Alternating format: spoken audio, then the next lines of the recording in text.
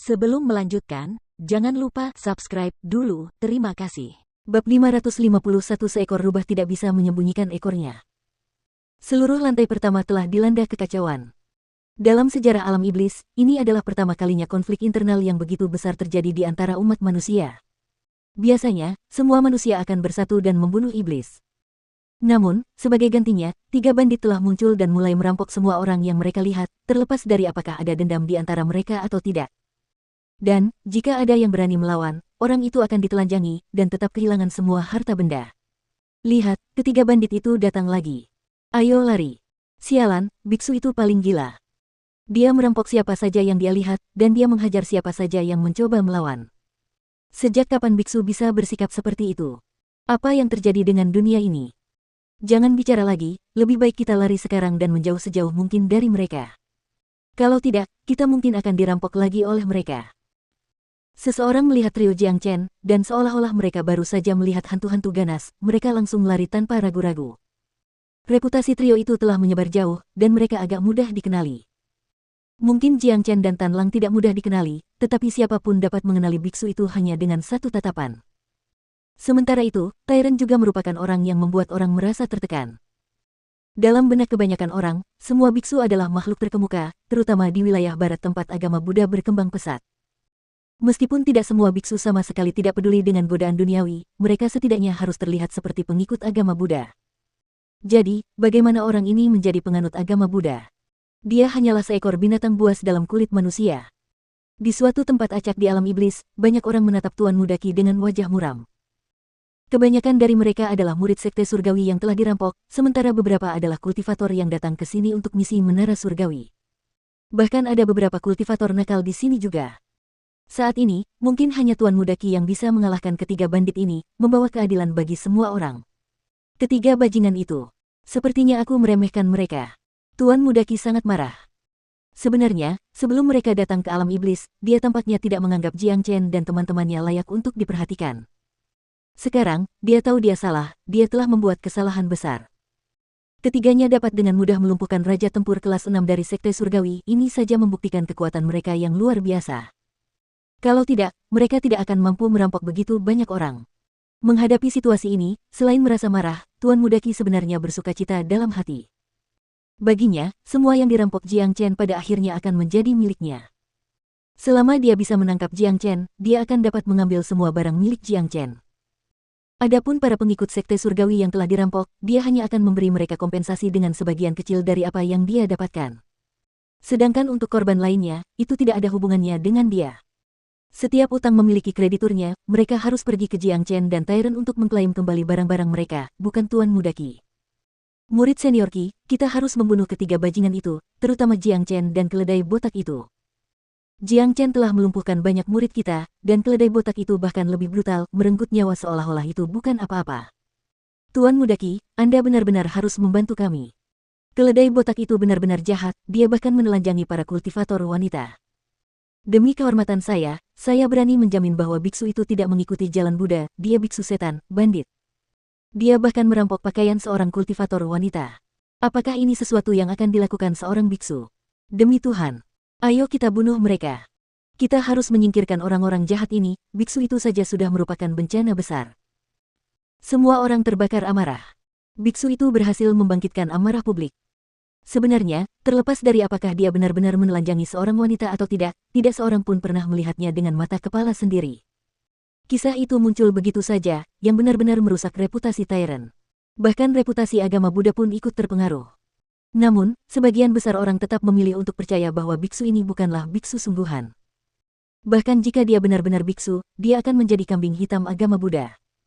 Tentu saja, Tyrant sama sekali tidak peduli dengan reputasinya. Saat ini, dia masih berkeliling merampok orang-orang di alam iblis. Semuanya, tenang saja. Aku, Tuan Mudaki, pasti akan melakukan sesuatu untukmu.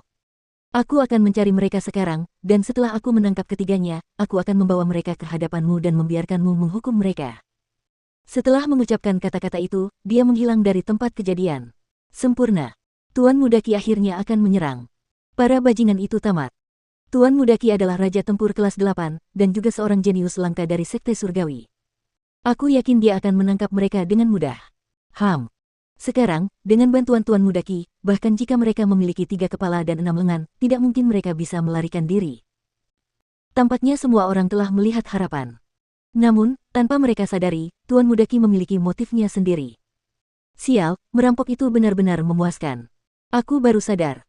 Setelah menjadi Raja Bajak Laut nomor 1 di Lautan Kekacauan, aku ternyata tidak menjalankan tugasku dengan baik, konyol. Untungnya, aku telah menerima bimbingan dan ajaran Little Chen.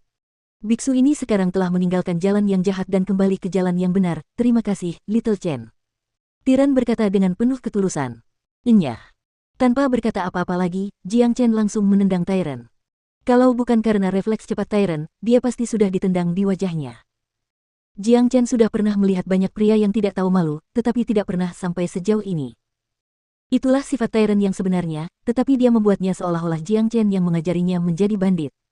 Baiklah, saatnya bagi kita untuk menghadapi Tuan Mudaki itu. Ekspresi Jiang Chen menjadi serius, dan dia mengeluarkan jiwa iblis Raja Iblis tingkat 8.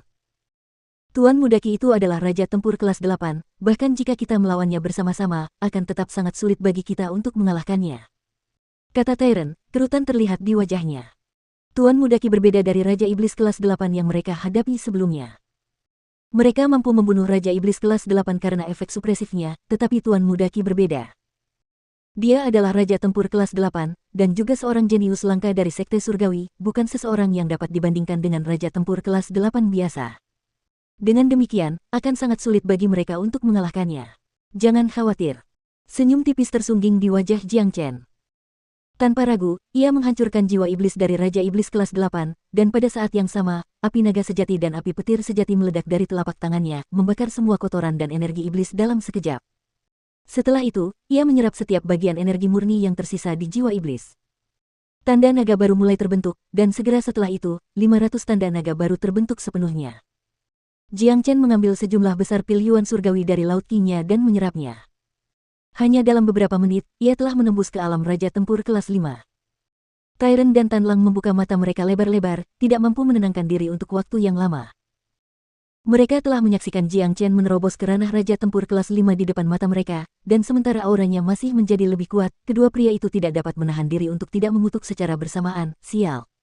Seperti apakah rupa monster abnormal itu? Mereka akhirnya menyaksikannya hari ini. Tidak, Jiang Chen tidak bisa lagi digambarkan sebagai monster abnormal, karena ia bisa menembus ke level berikutnya, begitu saja. Ini konyol, sepertinya ia tidak pernah menghadapi hambatan apapun.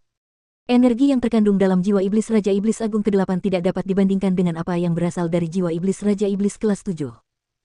Satu jiwa iblis kelas 8 telah memberinya 1.500 tanda naga lagi, menyebabkan jumlah total tanda naga di tubuhnya mencapai 29.000. Selama dia membentuk 1.000 tanda naga lagi, dia akan mampu menerobos ke alam Raja Tempur kelas 6. Jiang Chen saat ini memiliki banyak jiwa iblis, dan jika dia menyerap semuanya, dia akan mampu menembus ke alam Raja Tempur kelas 6. Namun, Jiang Chen memilih untuk tidak melakukannya. Setelah bencana baru-baru ini, dia telah menembus banyak level sekaligus, jadi jika dia menggunakan metode ini untuk meningkatkan kultivasinya lebih jauh, itu mungkin membawa efek negatif pada fondasinya. Oleh karena itu, Jiang Chen berencana untuk menstabilkan kultivasinya di alam Raja Tempur kelas 5 sepenuhnya sebelum menerobos ke alam Raja Tempur kelas 6. Selain itu, kekuatannya saat ini lebih dari cukup untuk menghadapi Tuan Mudaki itu. Monster. Bisakah kau ceritakan padaku bagaimana kau melakukannya? Apa rahasianya? Tyran tidak dapat menahan rasa ingin tahunya, lalu bertanya. Itu rahasia besar. Jiang Chen menanggapi dengan senyuman. Kemampuan jurus transformasi naga terlalu mengejutkan. Oleh karena itu, rahasia seperti ini tidak boleh diketahui oleh siapapun. Jadi, kalian bertiga sebenarnya bersembunyi di sini. Namun, mustahil bagi kalian untuk melarikan diri dariku. Pada saat ini, teriakan keras terdengar di telinga mereka. Tuan Mudaki telah tiba, dan dia berdiri tepat di depan ketiganya. Mereka berdiri di alam liar, dan tidak ada seorang pun selain mereka di tempat ini, bahkan setan pun tidak dapat ditemukan. Tidak diragukan lagi, ini adalah tempat yang sempurna untuk Tuan Mudaki. Benar-benar lelucon. Dengan mata mana kau melihat kami bersembunyi? Tidak bisakah kau lihat bahwa kami berdiri di sini seterbuka siang hari? Kata Tyran. Ketiganya tidak terkejut melihat Tuan Mudaki. Bahkan jika mereka tidak merampok orang, dia akan tetap muncul di hadapan mereka pada akhirnya. Jika kamu benar-benar seorang pendeta, memiliki kambing hitam sepertimu di antara para pendeta sungguh disayangkan bagi pendeta lainnya. Tuan Mudaki menatap Tyran dan berbicara dengan kasar. Benarkah?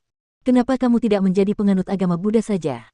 Aku bisa menjadi pengantarmu, kata tiran. Tuan Muda Qi mendengus dingin, mengabaikan Tyron begitu saja. Ia lalu menatap wajah Jiang Chen dan berkata, Jiang Chen, siapa yang memberimu keberanian untuk merampok semua orang di alam iblis? Kau bahkan merampok murid-murid sekte surgawi, sungguh orang yang ceroboh. Apa yang kamu inginkan? Jiang Chen berkata, senyum tipis terlihat di wajahnya. Apa yang kuinginkan? Apa kau pikir kau masih bisa hidup setelah semua yang telah kau lakukan? Meskipun begitu, aku akan memberi kalian semua kesempatan untuk tetap hidup. Berikan semua barang milikmu kepadaku, dan katakan di mana kau menemukan air suci 9 matahari. Setelah itu, aku akan mempertimbangkan untuk mengampuni nyawa kalian. Tuan Muda Qi berkata. Rubah itu akhirnya memperlihatkan ekornya. Dalam benaknya, terlepas dari apakah Jiang Chen masih memiliki air suci 9 matahari atau tidak, semua yang dimiliki Jiang Chen sekarang adalah miliknya. Yang perlu ia lakukan hanyalah bertanya di mana Jiang Chen menemukan air suci 9 mataharinya. Tepat seperti yang diharapkan Jiang Chen. Dia tahu bahwa kedua manajer menara surgawi itu merencanakan sesuatu, itulah sebabnya mereka memintanya untuk bergabung dalam misi. Jadi, mereka melakukan ini demi air suci 9 matahari miliknya. Namun, karena mereka harus menjaga reputasi menara surgawi, mereka menggunakan metode seperti itu untuk mendapatkan apa yang mereka inginkan, meminta Tuan Muda Qi untuk membunuhnya di alam iblis. Di tempat yang kacau seperti alam iblis, apapun bisa terjadi. Ini memang rencana yang bagus.